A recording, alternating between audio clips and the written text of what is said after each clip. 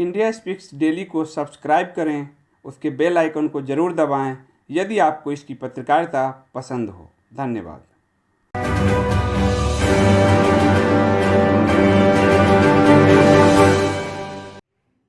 Good afternoon, everybody. Welcome to India Speaks Daily. It's been barely a couple of days since the US and the Taliban signed the much talked about supposed peace agreement in the Qatari capital of Doha. And the repercussions of this US-Taliban so-called peace deal have already begun to make their presence felt. The repercussions have already begun to show.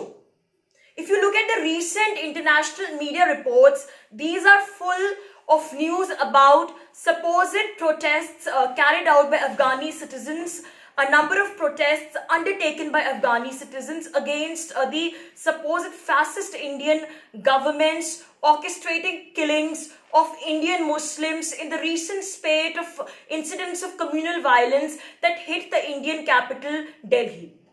And there is a 20-second video also circulating in these news reports, in which if you look at the video carefully, you actually see a very small group of protesters, and all of these protesters are men, and these protests look rather orchestrated, rather fabricated protests. And by no stretch of imagination, these protests look like the Afghani people. The general people of Afghanistan are participating in these protests and protesting against the Indian government.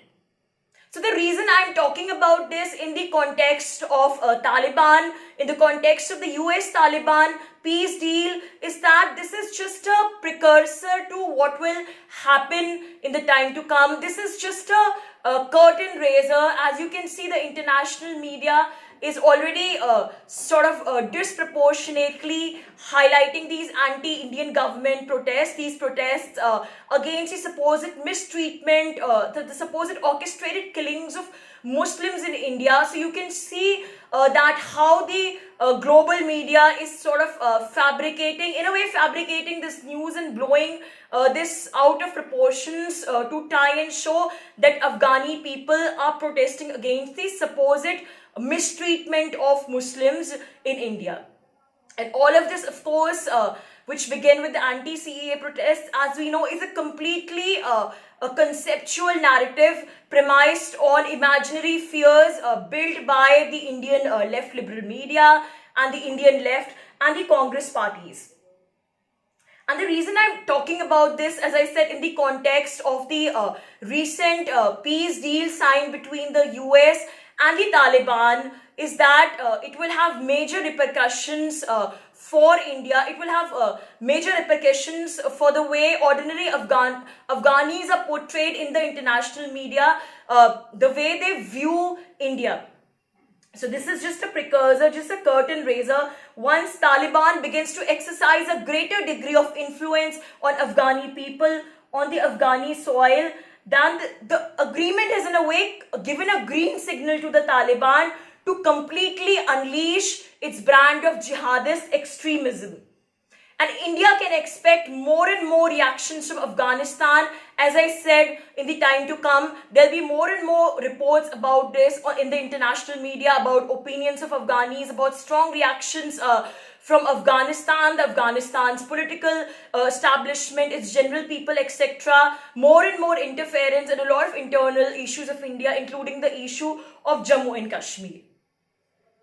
And all this is intrinsically connected to the issue of Taliban, the US-Taliban so-called peace deal, and the Taliban gaining a greater degree of legitimacy, the Taliban gaining a greater degree of prominence in Afghanistan.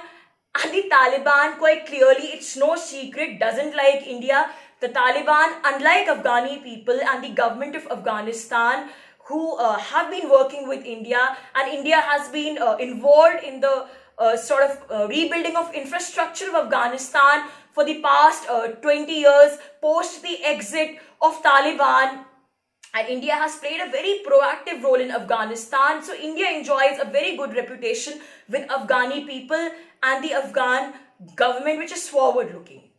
But unfortunately, Taliban doesn't like India, and that's why one will see more and more sort of manipulation of public opinion in Afghanistan to brand the Indian government, to brand the current Indian government as a majoritarian, as a Hindu, quote unquote, Hindu government, which is unleashing violence on minorities, mainly Muslims. But that's a different issue altogether. What we are really here talking about is the US Taliban peace deal, the recently concluded peace deal. And so how does one view this peace deal? From what perspective does one look at this peace deal? Both from the perspective of India as well as from the perspective of the welfare of Afghani people, as well as the peace of the whole world, the perspective of global peace. So if you just look at the facts, the major facts that this peace deal encompasses, to begin with, this is a completely biased and one-sided agreement that at the maximum, at its best, what it guarantees is that it guarantees the fact that the Taliban will now make sure that no terrorist attacks by Al-Qaeda or by any Taliban affiliated organization are undertaken on the US soil. In fact, the Taliban has, in this agreement, made a kind of a pledge to make sure that there are no terrorist bombings on the US soil. But apart from that, as far as the larger international community is concerned, as well as the larger global peace is concerned, the Taliban really hasn't given any guarantee. The Taliban hasn't given really any assurance to completely end its brand of jihadist extremism, to completely end its brand of jihadist terrorism. And this is where India is very vulnerable, because Lashkar-e-Toiba and various other terrorist organizations which are affiliated to Taliban hasn't given any promise, Taliban hasn't given any word with regard to them that Taliban would stop sponsoring these organizations, that Taliban would put an end to jihadist extremist ideology to this kind of violence. So there is no promise on the part of Taliban to put an end to violence that is emanating from its soil in other countries. This is a pretty one-sided, biased agreement, and it only looks at the interests of the Taliban and the US. Also, when it comes to the rivalry of Taliban with the Afghan government, even with regard to that, there is no commitment to stop that conflict. The only assurance again that Taliban has given in the agreement that it would not engage in a direct confrontation with the armed forces of the US. But post the agreement, the Taliban has rather clearly publicly stated that it would indeed continue its confrontation. It would continue its, in a way, fight with the armed forces of the Afghani government. It would continue its jihad with the Afghani government. It would continue to take up cudgels against the Afghani government. So if these are not warning signs for world peace, then what are? I don't wonder when an organization like Taliban, which is an extremist organization, a terrorist organization, has publicly declared in a way that it would not it would not at all put a stop to its jihadist ideology in Afghanistan. And one of the most important preconditions of this agreement, one of the most important cornerstones of this agreement is the precondition that before any intra-Afghanistan talks begin, before any talks begin between the Taliban and the Afghani government regarding the future of Afghanistan, before that, the Afghanistan government has to release 5,000 prisoners. The prisoners were essentially Taliban fighters, were essentially people who have been trained by Taliban in the jihadist ideology, and these people have been trained to kill innocent people. So these Taliban fighters, 5,000 fighters, have to be released by the Ashraf Ghani government of Afghanistan before any peace talks take place between the Taliban and the Afghanistan government. And this is a condition which was laid down in the agreement, and the US quietly accepted this condition of Taliban. And quite predictably, the Afghani president, Ashraf Ghani, has categorically rejected this free condition of Taliban, and he has categorically said that Afghanistan is not going to bow to this condition of Taliban, and he will not release those 5,000 political prisoners before March 10 as the Taliban has demanded, because March 10 is the deadline for the talks. March 10 is the date when the talks between when the intra-Afghanistan talks between the Taliban and the Afghanistan government are expected to begin. And the Taliban's condition was that before these talks, before this deadline, the prisoners have to be released. So now this is the beginning of confrontation, the confrontation between the Afghanistan government and the Taliban has already begun. It's been just a couple of days since this agreement between the US and the Taliban was signed, and you can already see its repercussions. And in the coming days, you can see more and more high voltage drama. You can see more and more instability, volatility within Afghanistan, and also which is not good for Afghan people, but as I've been reiterating again and again, which is not going to be good for Indians as well, for the internal security of India as well. And this could go in various directions. If the Taliban decides to completely return to its old school brand of jihadist extremism, if the Taliban decides to go back to its pre-2001 ways again, if it decides to be completely brutal again in its killings of innocent people, in its marginalization of women and women's rights, and in its basically in implementing the very extremist, the very orthodox ideology of Islam within the Afghanistan society. And if this kind of thing happens, then it will be a huge setback for the immense progress in various fields that Afghanistan has made over the past 20 years, post-2001, since the Western forces have been stationed in Afghanistan. The life of Afghani people outside the clutches of Taliban, of course, there have been so many casualties, but still, between all this bloodshed, there was some kind of progress happening, and then Afghanistan was hoping that one day Taliban will be ousted, a democratic government will be formed in Afghanistan, and Afghanistan will move on to the path of becoming a democracy, and it will embrace a modern society.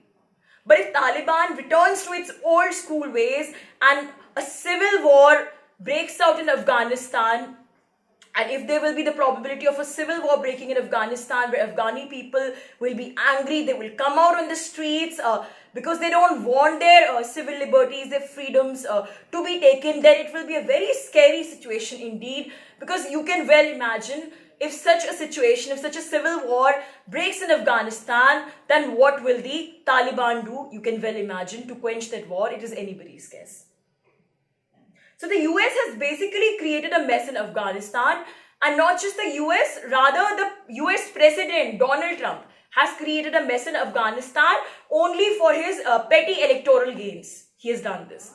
Since the US elections are approaching very soon, so Donald Trump basically just wants to become a hero figure, a celebrity figure in front of the people of the US, who are increasingly getting concerned about Islamic extremism, who are increasingly getting concerned about a lot of violence which is happening under the aegis of Islamic extremism in the US, in their society, and therefore they sort of look upon this decision of Donald Trump to sign a peace deal with Taliban as from the point of view of the US citizens becoming safe.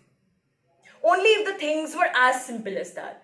Even as far as the safety of the US is concerned from terrorist bombings, there's no way that an organization like the Taliban can guarantee that.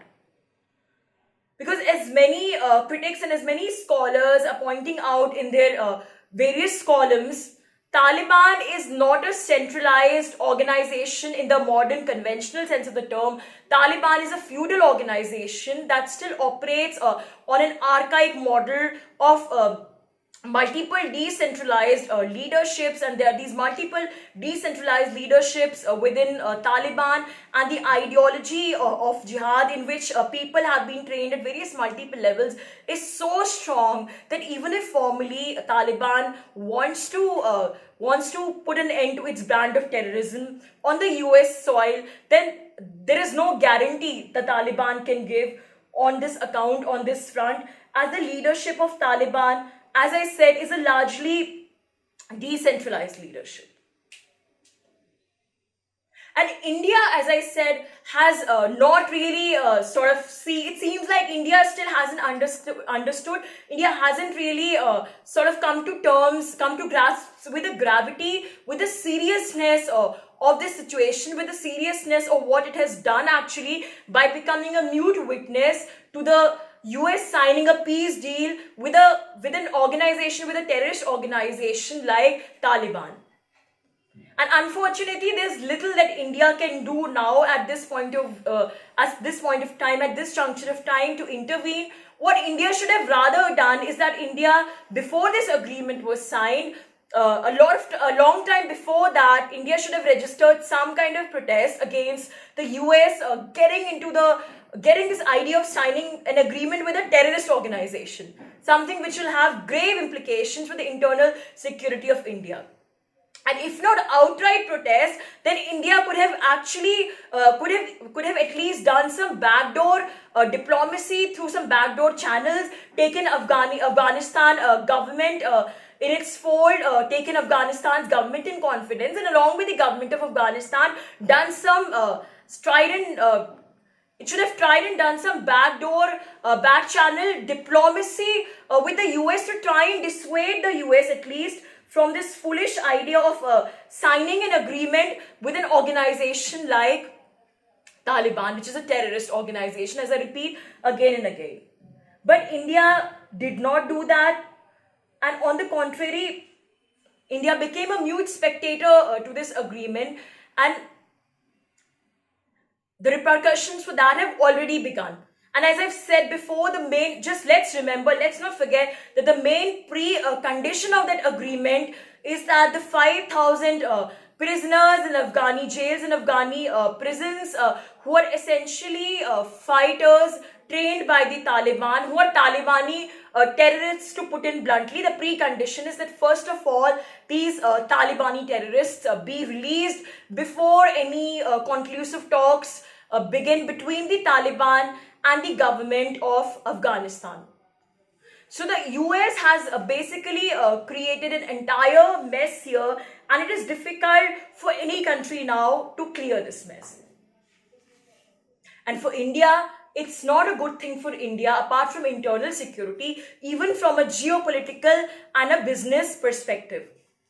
Because now, as Taliban will gain a greater degree of legitimacy within Afghanistan, then Pakistan's proximity with Afghanistan will also begin. It will also gain ground. Pakistan now will play a more major role, a more important role in Afghanistan, as Pakistan is close to Taliban, as the Taliban likes Pakistan and Taliban doesn't like India. So this is a simple equation. Taliban doesn't like India, Pakistan is in this equation, and both Taliban and Pakistan like China. So from a geopolitical perspective, it's not going to be good for India, as the Pakistan, Afghanistan and China nexus will be there. Both the Taliban and the Pakistan will actually want China's greater role in the region. They will want China to invest more and more with Afghanistan, and they will try and reduce India on the fringes of the narrative of Afghanistan. So this, of course, by all probability, we hope that this does not happen. So even the Indian government now can actually try and sort of play a proactive role with the Afghanistan government, with the government of Afghanistan. And if the Taliban, if it comes to worse, and if the Taliban actually tries to unleash a spate of violence and killings in Afghanistan, then Indian government can redeem itself by taking some sort of a stand, because as I said, the internal security of India is also intrinsically connected to the internal security of Pakistan. And with Taliban coming to power, the most dangerous thing is that India can lose, and that is the most dangerous part of it, the most worrisome part, that India can lose its well-earned goodwill amongst Afghani people. Thank you.